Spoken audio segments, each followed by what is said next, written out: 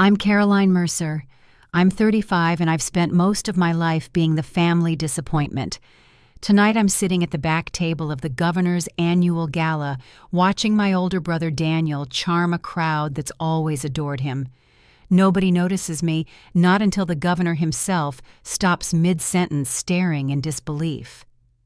"Wait, you're Senator Mercer," he says, voice low. From across the room I see the color drain from my brother's face. In that moment, decades of judgment and silence collapse like dominoes. Before I go any further, let me know where you're listening from in the comments and hit that like and subscribe button if you've ever been underestimated by the people who were supposed to believe in you most. I was born into a Boston family where last names opened doors before first names were even spoken. The Mercers were known for their money, their manners, and their firm belief in the importance of legacy. My father, Charles Mercer, ran one of the oldest private equity firms in the city. My mother, Linda, chaired cultural boards and hosted charity galas that were less about helping others and more about keeping up appearances. There were rules in our house, some spoken, some not. Do well in school, but not just anywhere. It had to be Ivy League. Choose law or business. Marry well, maintain the family image. That's what they expected. That's what they raised Daniel to do. And he did with ease. Varsity sports, straight A's, Harvard business internships with family connections. Every photo of him looked like a magazine ad for success. I was quieter, not shy, just more curious than obedient. I asked questions Daniel never did about fairness, about policy, about why we donated to some causes but ignored others. When he was polishing his resume at summer golf outings, I was buried in books about social justice and American government. My parents said it was a phase. They waited for me to fall in line. That first real rupture came during my sophomore year of high school. My English teacher assigned a policy research project. I chose to write about environmental regulations that conflicted directly with companies my father's firm was invested in. My report earned top marks and praise from my teacher. But at a fundraising dinner the following weekend, another parent mentioned it to my mother. That night, my father paced the study, his voice hard and low. "Do you have any idea how this makes us look?" he asked. "The Claibornes were there, Caroline. Their foundation is in talks with our firm, and now you're standing in front of a classroom calling us polluters." "But I was right," I said. "The data shows." My mother cut in with a sigh. "There's what's true, and then there's what's appropriate. Learn the difference." After that, every step I took seemed to offend them. I joined debate instead of cheerleading. I applied for a public university with a strong political science department instead of taking the Harvard legacy slot. The night I told them my college choice, my father looked at me like I'd broken something sacred. "You're throwing away a future people would kill for," he said. "I'm choosing my own future," I answered. But they didn't hear that. They called it rebellion. I called it clarity. When Daniel left for Cambridge, he was surrounded by champagne toasts and family advice. When I left for UMass, there were only half-hearted hugs and quiet questions. "Are you sure about this?" "Still time to change your mind." My grandmother Margaret pulled me aside just before I left. She slipped a folded piece of paper into my hand. On it in her neat handwriting were 7 words: "Be brave enough to be different. Someone has to." I carried that note in my wallet for years. At UMass, I finally felt like I could breathe. Nobody cared who my parents were. What mattered was how hard you worked and what you brought to the table. I met Professor Diane Carter in my first political theory course. She had worked in D.C. for over a decade before turning to teaching, and from the first class, she pushed me harder than anyone ever had. She once told me, "You've got instincts, Caroline. You just need to stop asking for permission." And maybe that was the moment it clicked. I'd spent my whole life waiting for permission to be myself. By the time Daniel was interning on Wall Street and posting photos from rooftop parties, I was working with a campus advocacy group trying to expand access to scholarships. We weren't flashy, but we got results. I watched kids who never thought they'd get to college walk into that office with hope in their eyes. That was success to me. But back home, at Thanksgiving, Daniel got applause for his internship bonus. I got a dismissive, "She's still finding herself." I remember saying softly, "Actually, I've been offered a campaign position for Senator Lawson this summer." The room went silent. My mother smiled too tightly. "Does it pay?" she asked. "It's about the experience," I said. My father looked down at his glass. "Experience doesn't pay student loans." That night I sat alone in the guest room, wondering if they'd ever see me beyond what I wasn't. I didn't know it yet, but the day was coming when the whole room would see me clearly, fully, and not one of them would be able to deny it. At the end of my junior year, I went home for Thanksgiving expecting tension, but I still wasn't prepared for what happened. Daniel had just been promoted at his internship with a major investment bank, and our parents were ready to celebrate. My mother had set the table with her usual polished silver and embroidered napkins. My father opened a bottle of champagne. Daniel walked in with that easy confidence he always carried, and the conversation flowed right into his summer bonus, the mentors he'd met, and which firm might make him a full-time offer after graduation. I sat quietly waiting for someone to ask about me. They didn't. It wasn't until the second course, when the room got quieter, that my Aunt Valerie finally turned to me. "So, Caroline, are you still doing that political thing?" she asked. Before I could answer, my father waved his hand like he was brushing something off the table. "She's still figuring things out," he said. "Hopefully she'll get serious before graduation." I could feel my throat tighten. I stared down at my plate, thinking of the late nights at the campaign office, the reports I'd helped draft, the calls I'd made to mobilize voters. "I've actually accepted a summer position with Senator Lawson's campaign," I said. "I'll be working on outreach and messaging." The room fell quiet. My mother forced a smile, though her eyes didn't follow it. "That's interesting," she said. "Will it pay anything?" "It's more about the experience," I said. "Experience doesn't pay student loans," my father replied without looking up. "My scholarships cover most of my tuition." I reminded him, even though we'd had this conversation before. He took a sip from his glass. "Scholarships that could have gone to someone who actually needed them if you'd just taken the Harvard admission we secured." Across the table, Daniel tried to steer the conversation somewhere else, but the damage had already been done. The air felt heavy. I sat there, hearing the clink of silverware, watching the candlelight flicker against the crystal, thinking how small I felt in that moment. When the meal ended, I helped my grandmother into the living room. She didn't say much, but she pressed her hand around mine, the only one who seemed to notice the shift in my silence. Back at school, I threw myself into work. Professor Carter had been guiding me toward more hands-on experience, and through her connections, I began volunteering on local campaigns. I worked late hours, phone banking, compiling voter data, going door to door. It was messy, unglamorous work, but I loved it. By the time I graduated, I'd been offered a full-time role with a nonprofit focused on civic education. It wasn't a high-paying job, and it wasn't based on legacy or name, but it was meaningful. I called home over winter break to tell them. My father didn't let me finish. He put his glass down and said, "That's enough." He leaned back in his chair. "We've indulged this hobby of yours long enough. Now it's time to grow up. Get a real job." "This is a real job," I said. "It makes a difference." To whom my mother asked. "Because it certainly doesn't make one to your future or to this family's name." My father didn't raise his voice, but the coldness in his tone was sharper than any yell. "We've allowed you to take this path, but our support ends here. No help with rent, no insurance, no more resources." Daniel had come in partway through the conversation. He stood in the doorway, arms crossed. I could see the discomfort in his eyes, maybe even a little pity, but he didn't say anything.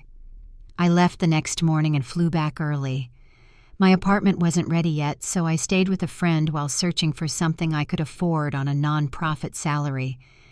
Eventually, I found a walk-up on the 5th floor of an old building with radiators that clanked all night and windows that wouldn't quite close. My office was small and underfunded.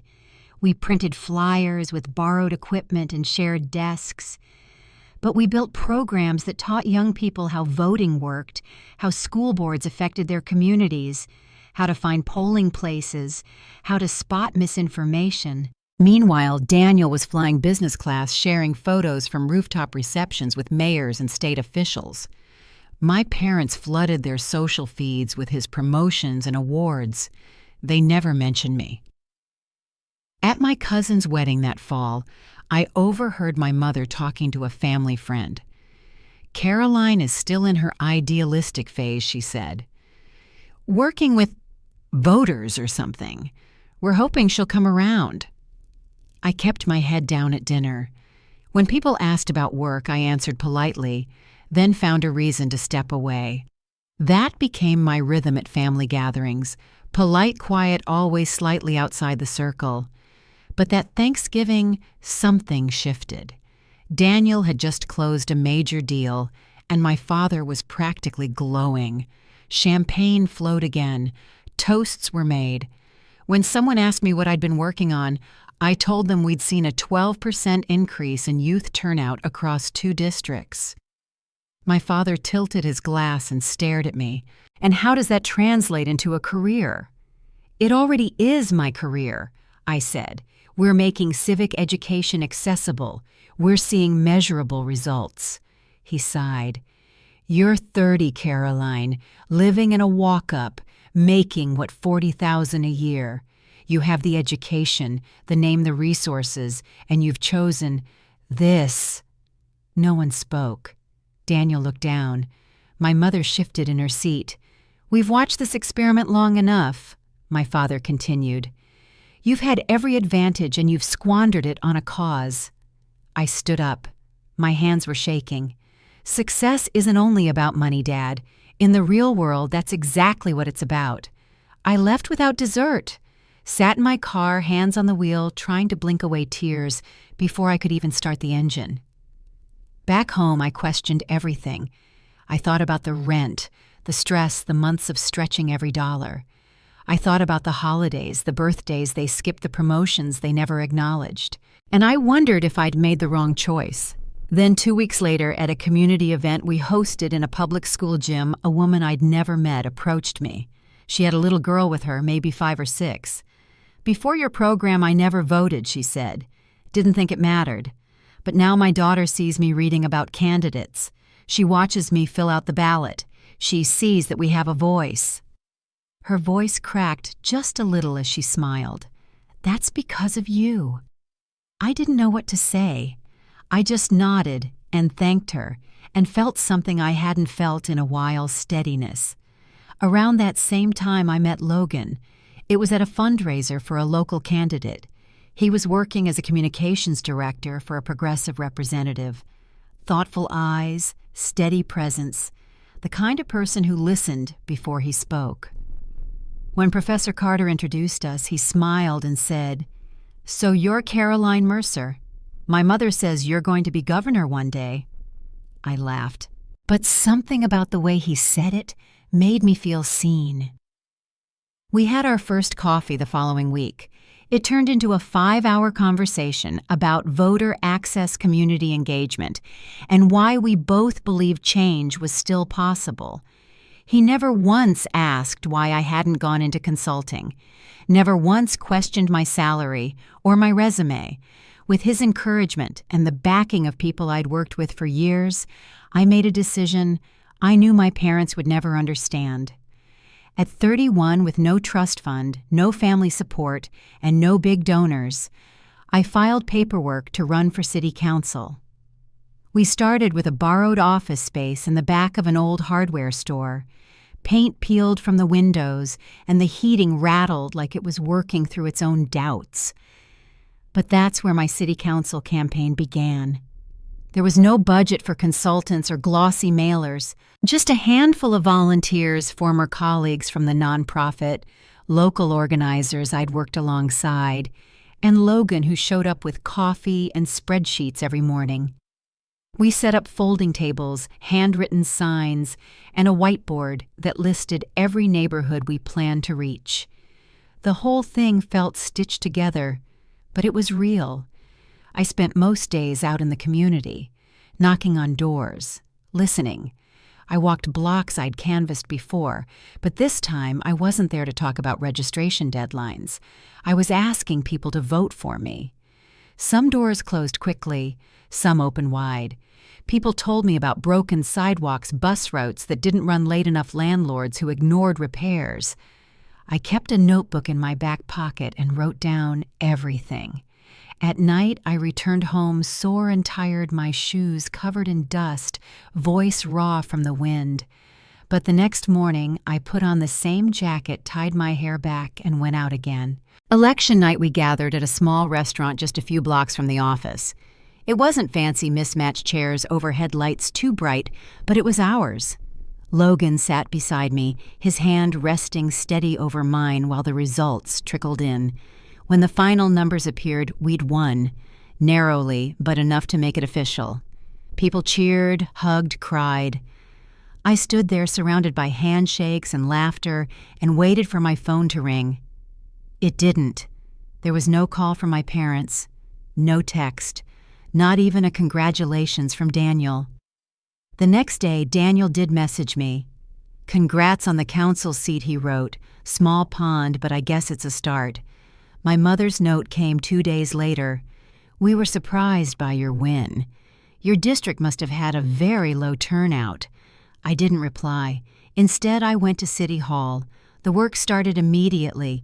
Meetings with zoning officials, neighborhood reps, transit managers. It was less about giving speeches and more about reading reports, writing proposals, showing up at public hearings, and listening to hours of testimony. My first few weeks were rough. I asked too many questions, challenged the wrong people, and realized just how slow the system could be. But I stuck with it. I leaned into the policy work, the nuts and bolts of city life. I focused on what could be fixed and where to begin. I championed an affordable housing ordinance that passed by 1 vote. I helped secure funding for safer pedestrian crossings near schools. I worked late, responded to every email myself, and tried to answer calls even after hours. 6 months and a local reporter wrote a feature about my work. "She's not flashy," it read, "but she knows her facts, and she's changing things." That piece changed everything. Suddenly, state party leaders started returning my calls. Community leaders reached out. People began mentioning my name in rooms I hadn't entered. Meanwhile, Daniel had climbed further up the ladder. He was now chief of staff to Governor Blackwell, a rising political star who made headlines nearly every week. Daniel appeared in press photos, always just over the governor's shoulder, sharp in a tailored suit. At family events, his stories dominated. My parents mentioned him with pride at every opportunity. Daniel's drafting a new economic plan, Daniel's advising on the state budget. If I was mentioned at all, it was in passing. Once at a holiday dinner, I heard my mother say to a guest, "Caroline, she's doing some local work, I think. City council or community engagement, something along those lines." I didn't say anything. I'd learned it was better not to correct her. Back in the city, things moved quickly. By the end of my first term, I had built enough momentum to pass several major reforms. Local papers began calling me the policy mind in the room. I didn't get the headlines, but I got the results. Then a seat opened in the state Senate. The announcement came suddenly, a retirement due to health reasons, and the race was expected to be tight. I hadn't planned to run. But within a few days, I started getting calls. Leaders from education coalitions, housing advocates, even former opponents. They asked me to consider it, said they trusted me, said I'd already earned it. I sat with Logan that weekend at our kitchen table, campaign paperwork spread out between us. "If you do this," he said, "it won't be like the city race. This one's going to get personal. They'll come after everything. I know. He leaned forward, voice low. Are you ready for that? I nodded. I have to be. The night before, I announced I called home. My mother answered. Her voice cooled the moment she heard mine. I wanted to let you know before it goes public, I said. I'm running for state senate. The silence on the line stretched out. Caroline, she said finally. Don't you think this has gone far enough? This isn't a phase, Mom. This is my work. What matters is how this looks, she said. Do you have any idea how hard it is to explain your choices to our friends? One child works respectfully with the governor. The other crusades. I'm not asking for your approval, I said. I just thought you should hear it from me. If you do this, she said, voice tightening, don't expect support, financial or otherwise. I haven't in years. The line went quiet again. Then she said something I didn't expect. I really thought you'd outgrow this. I ended the call, folded my notes, went back to work. The campaign was harder than I imagined. My opponents brought up my lack of funding, my family estrangement, even questioned my readiness.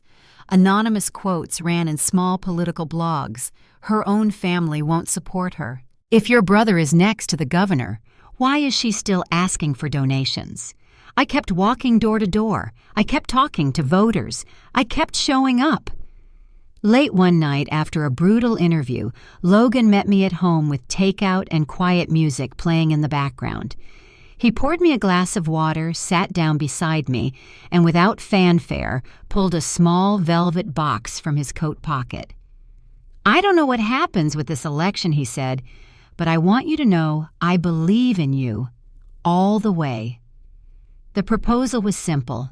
No cameras, no speeches, just the two of us sitting in our home holding hands. I said yes. We'd talk about wedding plans later. That night, I went back to editing campaign language. The election came fast. We were outspent, outcovered. But something shifted in those final days. People weren't just voting for promises, they were voting for someone who showed up. When the results came in, I had won. Narrowly again. But enough. At the swearing-in, I looked out over the chamber, trying not to search the crowd for familiar faces. Only one stood out. My grandmother. She was seated near the aisle cane in hand, her coat neatly buttoned. When I walked over, she smiled and squeezed my hand. I always knew she said you'd do something they couldn't imagine. I held her hand a little longer before taking my seat. 6 months into my first term as a state senator, the rhythm of the work had settled in. Committee meetings, late-night bill reviews, quiet conversations with colleagues in narrow hallways. I didn't speak much on the floor unless I had something to say. I let my work speak first. Most mornings started with a full inbox and a strong cup of coffee, Logan already one step ahead of me at the kitchen table reading the early policy memos. We took turns cooking, shared a calendar, and split our time between our apartment in Boston and a small place near the Capitol. It wasn't glamorous, but it felt right. Then the invitation arrived printed on thick cream-colored stock, the kind you don't throw away, without a second glance. Governor James Blackwell requests the honor of your presence at the annual Governor's Gala, benefiting the Children's Education Foundation. No note. Just the formal invitation and a time. I stared at it for a long moment.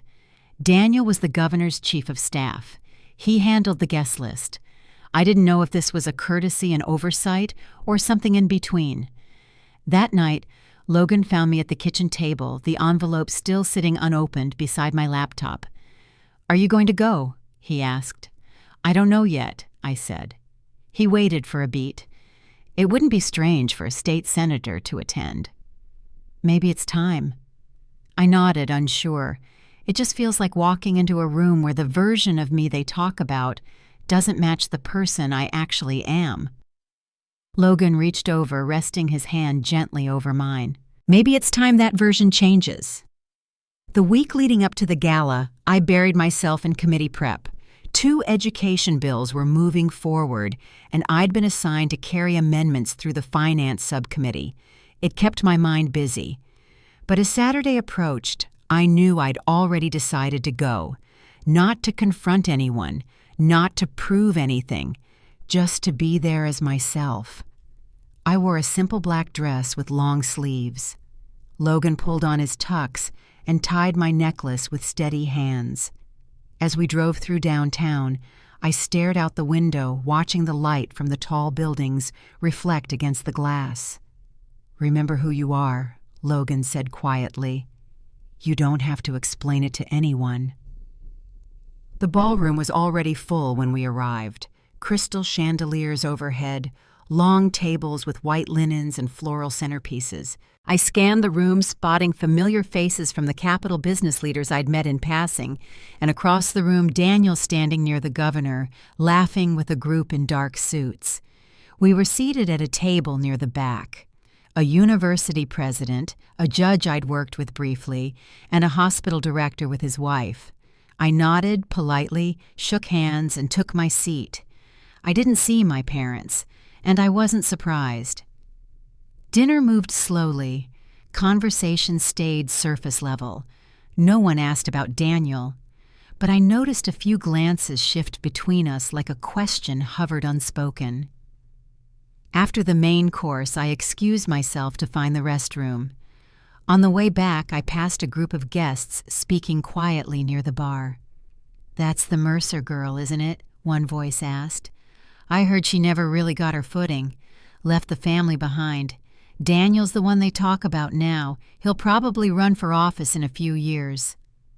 I kept walking. Back at the table, dessert had arrived. I sat down, unfolding my napkin, keeping my eyes low. I felt the weight of those words resting somewhere in my chest. When Governor Blackwell stood to speak, the room grew quiet. He offered his usual welcome, thanked donors and organizers, and spoke about the foundation's goals for the year. I listened, but only half. My mind was still in the hallway. Then he stepped away from the podium and said he would be making his way through the room to thank key guests. People resumed talking, forks clinked against plates. I sipped water, ready to blend back into the evening. Until the room hushed again. I looked up to find the governor walking toward our table security, a few steps behind him, aides holding clipboards. Daniel followed eyes on a folder, not scanning the room. Governor Blackwell paused in front of our table, his eyes settling on me with a brief flicker of surprise. "Wait, you're Senator Mercer?" I stood, offered my hand. "Yes, Governor. It's a pleasure to be here. Thank you for the invitation." He took my hand firmly, then smiled. "The education bill author, I've been meaning to speak with you. Your work on that committee has been impressive. I had no idea you'd be here tonight." From the corner of my eye, I saw Daniel's posture shift. I'd be happy to discuss it any time, I said. The governor nodded. "We're exploring something similar at the state level. We should meet while you're in town." Behind him, Daniel had stepped closer. He looked from me to the governor, face tight. "Ryan," the governor said, turning toward him, "why didn't you mention that Senator Mercer would be attending tonight? We could have arranged a proper welcome." Daniel blinked. His voice was quiet but clear. "An oversight on my part, Governor. My apologies." The governor turned back to me, his brow furrowed. "Mercer, are you two related?" Before I could answer, Daniel stepped forward again. "She's my sister, sir." There was a pause. Not long, but heavy. "Your sister," the governor repeated. I had no idea. "Why haven't you ever mentioned this?" Daniel didn't respond right away. "Family and politics can be complicated," he said. I spoke next gently. "But in the end, we all serve the public in our own ways." The governor nodded, the corners of his mouth twitching into something close to amusement. "Well, I look forward to speaking again. Perhaps we'll have you both at the mansion sometime. A family of public servants, quite the story." He moved to the next table. Conversations resumed. Plates were cleared. Daniel and I stood alone for a moment. "I didn't know you'd be here," he said. "As a senator from this state, it would have been strange not to be." He nodded once slowly. "We should talk. Not here, but soon. About what I asked." He looked down, then back at me. "Things haven't been simple." "No," I said, "but they've always been clear." Before he could say more, Logan stepped beside me, gesturing gently. Across the room, the governor's wife was motioning for me to join a group of donors. "We'll talk another time," I told Daniel. "I have people to meet." As I crossed the ballroom, I felt something shift. I hadn't raised my voice. I hadn't defended myself. But the room had seen it. The introductions were different now.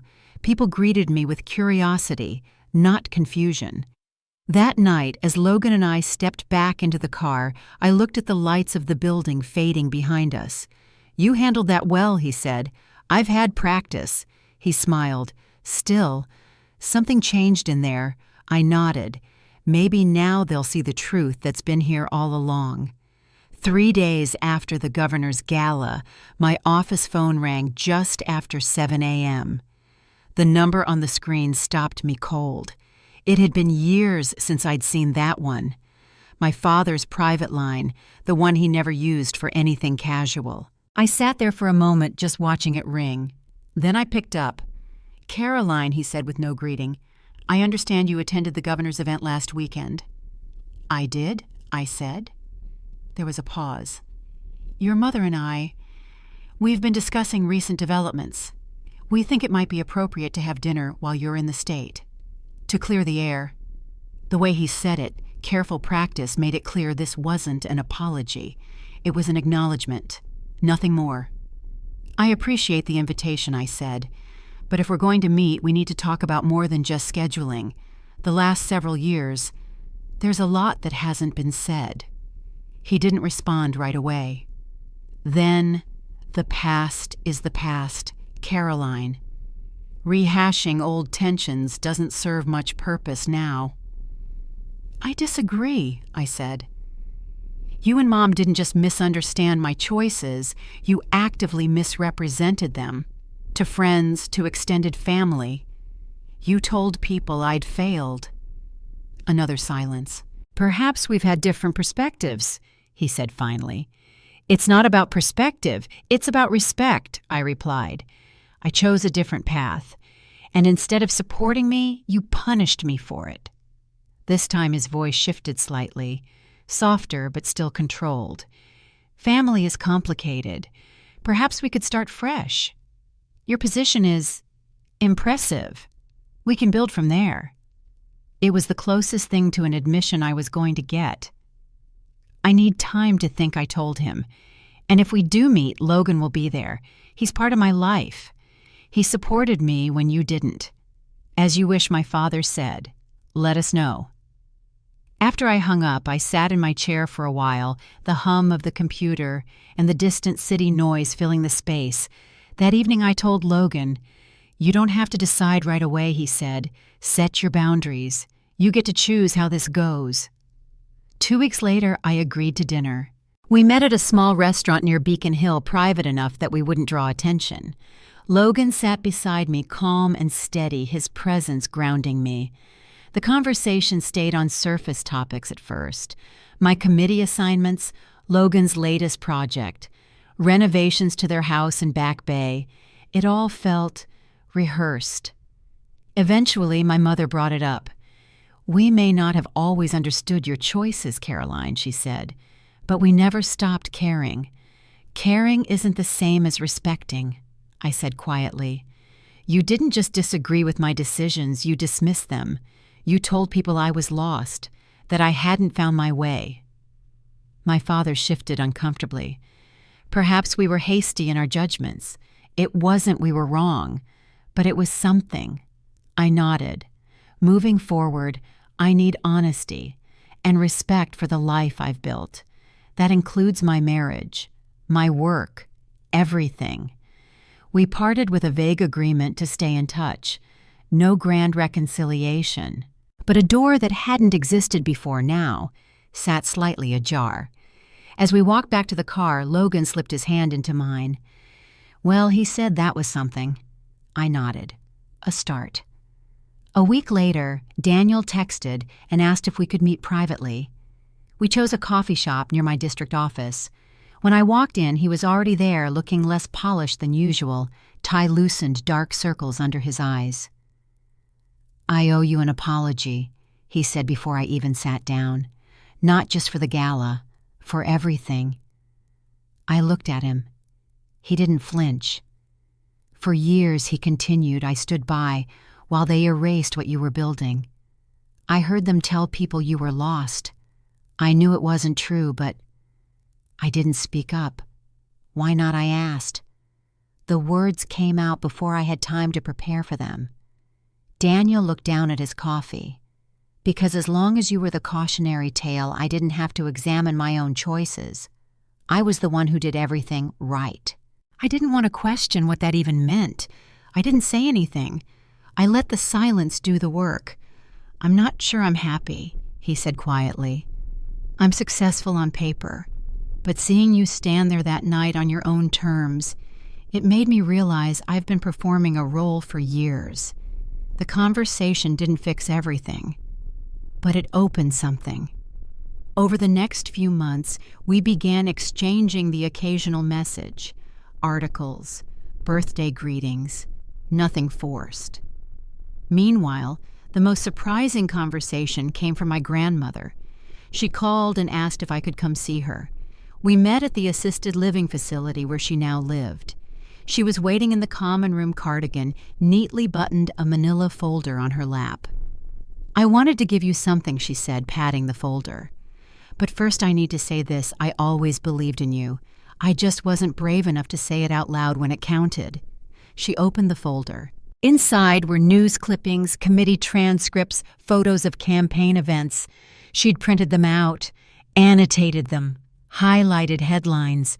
"I watched every hearing you were in, read every bill. I know you think I stayed quiet, but I was watching." I reached for her hand. "You were the only one who ever told me I could be different. That helped me more than you know." She nodded. "Your grandfather was like you know, challenged the family, wanted to build something meaningful. Your father never forgave that. When he saw that same spirit in you, I think it scared him." The pieces slid into place in a quiet, sad way. There was history underneath all of it, not just judgment, but fear, missed chances projected forward. Back at the Capitol, I focused more intently than ever on education, health access, and support for first-generation students, the kind who didn't grow up with connections, who needed someone to make space for them. Logan and I started talking seriously about building a family, what kind of home we wanted, what kind of love would fill it. "I know what I don't want," I said one evening, folding laundry. "I don't want our child to think they need to be anything but who they are." Logan looked up from the crib instructions he was reading. "We'll make mistakes," he said, "but they'll be different ones than our parents made." And somehow that felt enough. Our next holiday gathering was smaller, still quiet, but my mother asked about my most recent bill. My father forwarded me an article with a short note. This was smart. On my 40th birthday, they invited us for dinner. A dozen people, just family. Daniel was there. So was my grandmother. Halfway through the meal, my father raised a glass. To Caroline, he said, who had the courage to define success on her own terms. "You've made a difference in ways we couldn't have imagined." It wasn't a full apology, but it was sincere. I looked around the table at Daniel, who was starting to ask new questions of himself. At Logan, who had shown me what unwavering support looked like. At my grandmother, who never stopped paying attention. 6 months into my first term in the U.S. Senate, the days blurred in the best way. Policy meetings, committee hearings, long hours shaping legislation that could ripple far beyond state lines. I'd been assigned to both the education and healthcare committees, exactly where I'd hoped to serve. Most mornings began before sunrise. Logan would already be making coffee, flipping through news briefings, handing me my notes as I slipped on heels and gathered my coat. Between D.C. and Boston, we built a quiet rhythm. Meals in the kitchen, late calls with district staff, short walks when we needed air. I stayed off the cable news circuit. No talk shows, no primetime interviews. I wasn't interested in the spotlight. I cared about the substance, the work. It gave me space to listen and enough quiet to move without the noise that consumed so many others. Because of that, most people outside of political circles didn't recognize me on the street. I could still take the metro. I could still walk into a grocery store without questions. It was a small, rare thing in that world, and I didn't take it for granted. Then one morning, a thick ivory envelope landed on my desk. Governor James Blackwell requests the honor of your presence at the annual Governor's Gala, benefiting the Children's Education Foundation. No personal note, no signature, just the formal card. I knew Daniel handled the guest list. As chief of staff, every detail of that event ran through him. It was possible I'd been added automatically, one name on a spreadsheet alongside dozens of others, but part of me wondered if it had been intentional. That evening, Logan found me sitting at the kitchen table staring at the invitation. "You're going right?" he asked. I hesitated. I don't know. That room. They still talk about me like I'm a footnote. He sat down beside me. "Maybe it's time they saw you for who you are now." The night of the gala, we arrived just after 8. I wore a black dress with a modest neckline and a smooth, simple silhouette. Logan held my hand as we stepped through the revolving door into the hotel lobby, the chandelier above casting a warm gold glow across the marble floors. Inside the ballroom, everything gleamed. Crystal glasses, polished silver, soft music playing beneath the low hum of conversation. The place was filled with business leaders, donors, officials from every level of government. And across the room, I saw him, Daniel, standing just off to the side of the main table, checking a clipboard, nodding at someone's whispered request.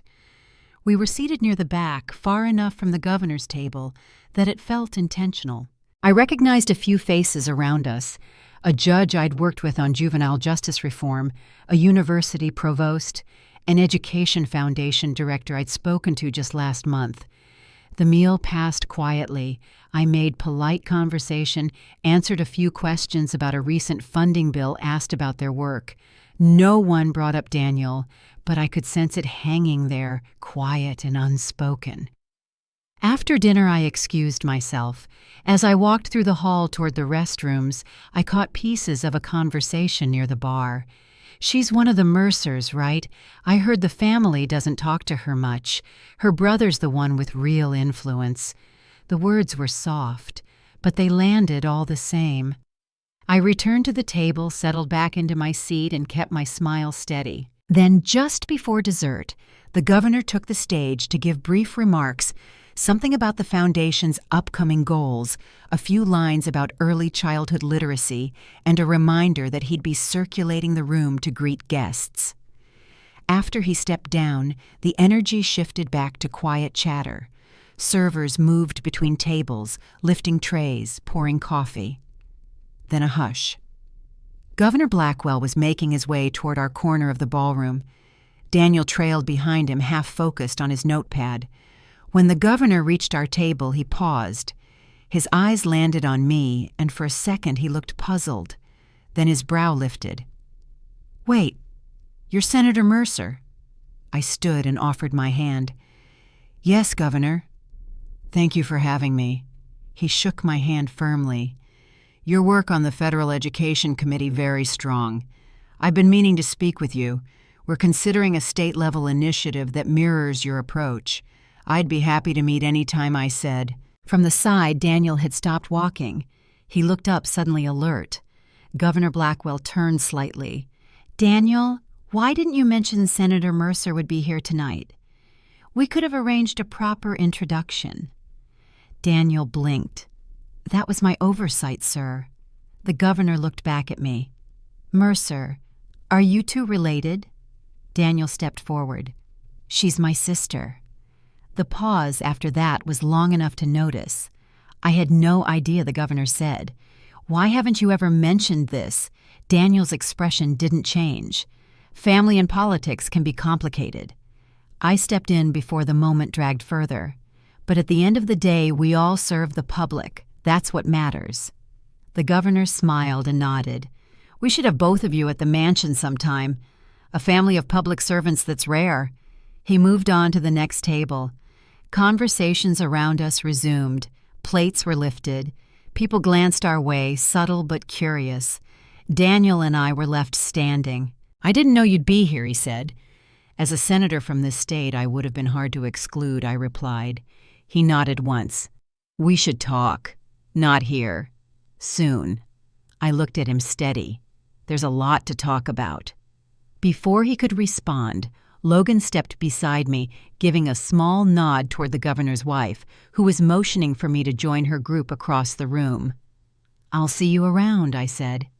As I walked away, something settled in my chest. The whispers in the hallway, the silence at holidays, the years of being left out of photos and updates, they hadn't erased anything. I was still here, still standing. And for the first time in that ballroom, people weren't whispering about who I used to be. They were asking who I was now. By the next morning, the whispers from the gala had turned into full headlines. Local political blogs were the first to pick it up snapshots of Governor Blackwell speaking with me. Daniel, lingering in the background, caught mid-expression. A few quick paragraphs speculated about our family connection, followed by the question that seemed to echo louder each hour. How had no one known the Mercers were siblings? By afternoon, regional outlets were running side-by-side photos. Senator Caroline Mercer and Governor's Chief of Staff, Daniel Mercer, a political family divided. The headline ran beneath a caption about public service legacy and what it meant when a name was both a bridge and a boundary. Logan forwarded me a clip from a morning news panel. One of the commentators asked, "Why has the Mercer family never acknowledged Caroline's career in public office?" It was strange watching people debate your life like a case study, but it wasn't just noise. The story was shifting not because I demanded it, but because the truth had become too visible to ignore. 3 days after the gala, my phone rang again. Same number, same hesitation before I answered. "Caroline," my father said, "your mother and I would like to have dinner. Just to talk." His voice was steady, but the formality gave him away. "I'm open to that," I said, "but only if we're honest. No glossing over the last 10 years. There was a pause. Then, "Your mother has been unsettled by the way this has unfolded." "This is the way it unfolded," I replied. "You didn't just stay quiet. You told people I was floundering, that I had failed. We may have had a different perspective," he said. I kept my voice even. "This isn't about perspective, it's about respect." Another pause. "You've built something real. That deserves acknowledgement." I told him Logan would be joining us, and he agreed without hesitation. We met at a private dining room in a quiet restaurant downtown. My mother wore a pearl pin I hadn't seen since childhood. My father ordered for both of them without asking. Logan sat beside me, steady as ever. For the first half hour, we talked about my committee work, upcoming legislation, Daniel's recent initiatives. Then my mother leaned forward, both hands wrapped around her glass. "We didn't understand," she said, "what you were building, or how deeply it mattered to you." "I didn't need you to understand it," I said. "I needed you not to tear it down." My father cleared his throat. "It was easier," he said slowly, "to assume you'd eventually fall in line, that this was temporary." "I know," I said, "but it wasn't. And it cost me more than you realized." He nodded, eyes low. "We see that now." We ended the night with tentative plans to speak again. Not a resolution, just a beginning. The next week, Daniel texted and asked to meet. We chose a quiet coffee shop in Cambridge. He looked tired, like sleep had been short and decisions had been heavy. I should have spoken up sooner, he said. I let the words sit for a moment. I watched what you were building, he went on. I knew it mattered. But I let the narrative go unchallenged because as long as you were the disappointment, I didn't have to question my own success. I nodded slowly. Are you questioning it now? He didn't answer right away. Then I don't know what I'd be if I stepped off the track I'm on, but I know I admire what you've done, and I'm sorry for not saying that until now. It was the first time he'd said it, and he meant it. We started texting more after that. A policy idea here, a photo from the district. It wasn't a full repair, but it was real. The most surprising moment came from my grandmother. She called one afternoon and asked if I could visit. When I arrived, she had a small notebook open beside her teacup. I want to show you something, she said, motioning me closer. Inside were clippings, handwritten notes, even quotes she'd scribbled from hearings I'd spoken at. I followed all of it, she said softly, even when I couldn't say so. I'm sorry for that. You were the only one who ever gave me encouragement, I said, even in silence. She smiled. I believed in you. I always did. But I should have defended you too. I sat with her for over an hour, her fingers laced over mine, the pages between us. At one point she said something that stayed with me long after I left the room. Your grandfather was like you, curious-driven. But your father chose the safer path to please his own father. When he saw you doing what your grandfather never dared, I think it scared him. Pieces of the past slid quietly into place. Some patterns repeat. Others stop if someone is willing to break them. Back in D.C., my work picked up pace. I sponsored new legislation on college accessibility, partnered with rural health networks, led hearings on funding gaps in early education.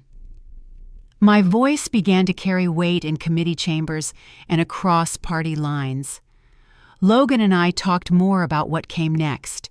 A family, what kind of home we wanted to build, what kind of love we'd offer. I don't want a child who feels like they have to earn our approval, I said. He reached for my hand. They won't, because we'll tell them they never have to. Back home, things began to shift slowly but noticeably. My mother started asking thoughtful questions. My father forwarded articles about my work with notes like, "Good points made here." Logan was always included, always welcomed. On my next birthday, they hosted dinner at their home. Only close family. The dining room had been redecorated, lighter paint, smaller table.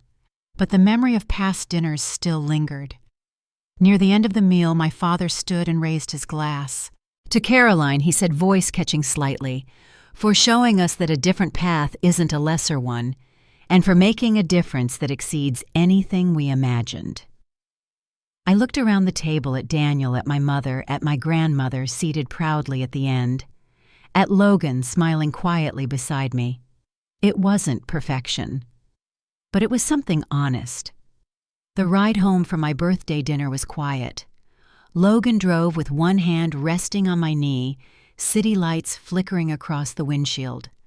I watched the trees pass by, thinking about how many versions of myself had sat around that dining table over the years.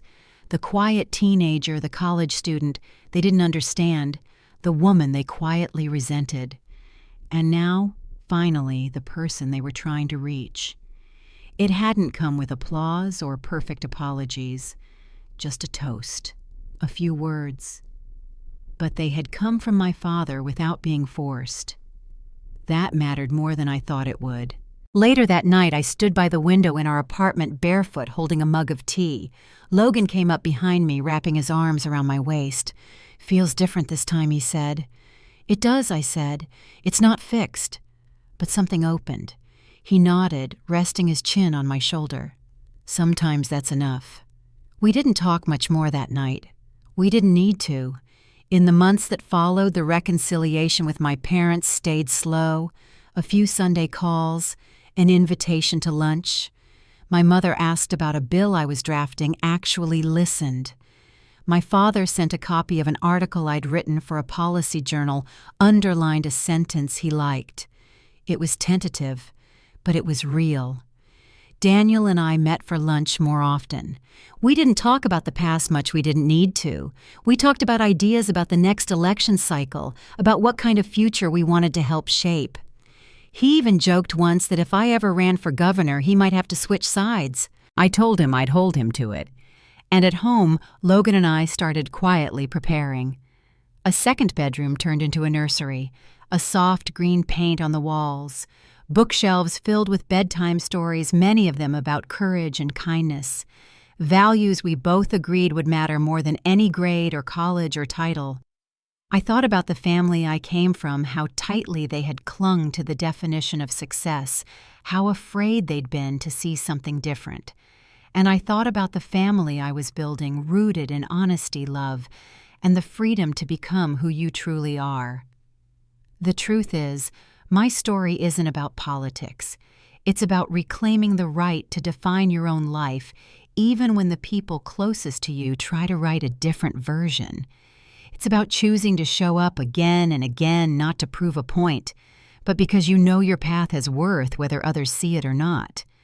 For a long time, I believed that if I just achieved enough, they'd finally understand. But in the end, healing didn't come from proving anything. It came from standing quietly in who I'd become and letting them meet me there or not. Not everyone gets that kind of closure. I know that. But sometimes we create our own. We grow strong enough to stop chasing approval and start building a life that doesn't require it. If you've ever been the one overlooked, the one dismissed, the one whispered about in rooms where you once longed to be welcomed, I hope you hear this clearly.